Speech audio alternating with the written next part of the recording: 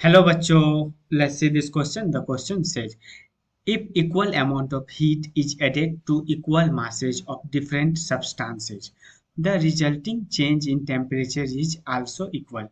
Reason: every substance requires a unique value of heat to change its temperature per unit mass, per degree centigrade or per Kelvin.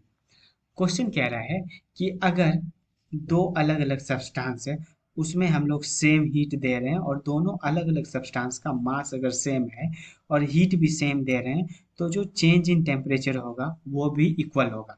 और reason कह रहा है कि हर एक substance के पास अपना एक यूनिक वैल्यू होता है अगर उसका टेम्परेचर हम लोग 1 डिग्री ऊपर बढ़ा है, और मतलब अगर उस सब्सटेंस का 1 ग्राम मास का टेम्परेचर 1 डिग्री सेल्सियस ऊपर बढ़ा है, तो वो वैल्यू जो है, वो हीट जो है, वो हर एक सब्सटेंस का अलग अलग होता है और वो यूनिक होता है। तो पहले तो इसका की कॉन्सेप्ट समझते हैं। की कॉन्सेप्ट तो जो एसर्टेन है यहाँ पे, वहाँ पे दिया है कि हीट सेम है, मासेस सेम है, लेकिन सब्सटेंसेज अलग है और चेंज इन टेम्परेचर है। तो बेसिकली हीट दिया हुआ है, मास दिया हुआ है, सब्सटेंस का नेचर दिया हुआ और चेंज इन टेम्परेचर। तो इस सब को देखते हुए इसका की कॉन्सेप्ट आ जाएगा Q is equal to M S delta T. ये फॉर्मूला ही इस क्वेश्चन का क्या है, की कॉन्सेप्ट। तो अब समझते हैं की कॉन्सेप्ट कैसे है इस फॉर्मूला का। तो ये एक मास हो गया, ये दूसरा मास हो गया, ठीक है। इसका मास हम लोग क्वेश्चन में दोनों का मास m दिया हुआ है, m दिया हुआ है, ठीक है। उसके बाद इसका चेंज, इसमें मान लो कि हीट हम लोग दिए Q1, इसमें हीट दिए Q2। दोनों का अलग अलग मास है, मतलब अलग अलग सब्सटेंस है। तो इसका स्पेसिफिक हीट कैपेसिटी S1, इसका स्पेसिफिक हीट कैपेसिटी S2। मान लो कि ये जो इस ऑब्जेक्ट को नाम दे दिए वन और इस ऑब्जेक्ट को नाम दे दिए टू। ऑब्जेक्ट वन का जो चेंज इन टेम्परेचर है वो T1 है, और ऑब्जेक्ट टू का जो चेंज इन टेम्परेचर है वो T2 है। क्वेश्चन में क्या दिया हुआ है, क्वेश्चन में दिया हुआ है कि अपन इक्वल अमाउंट ऑफ हीट दे रहे हैं। तो मतलब क्या, Q1 जो है Q2 के बराबर है। तो Q1 क्या आएगा, Q1 आएगा M1 S1 T1। M1 हो गया मास ऑफ वन, S1 हो गया specific heat of one, T1 हो गया change in temperature of body one, और Q2 सिमिलरली क्या आ जाएगा M2S2 T2।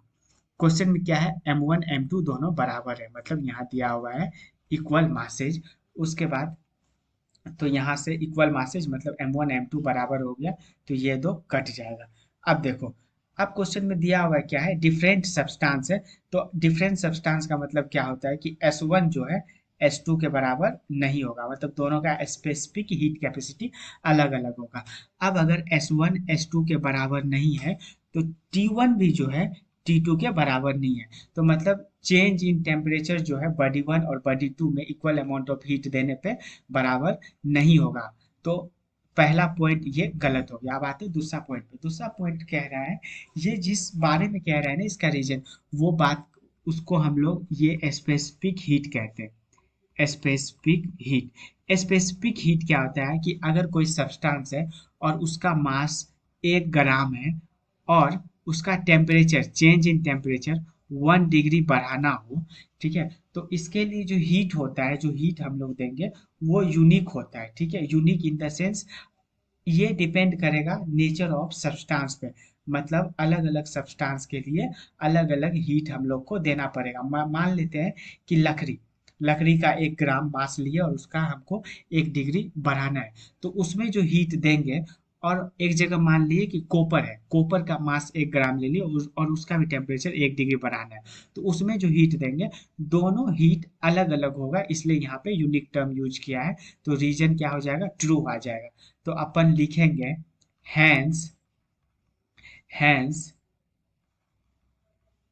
Is is false, is false, but but reason is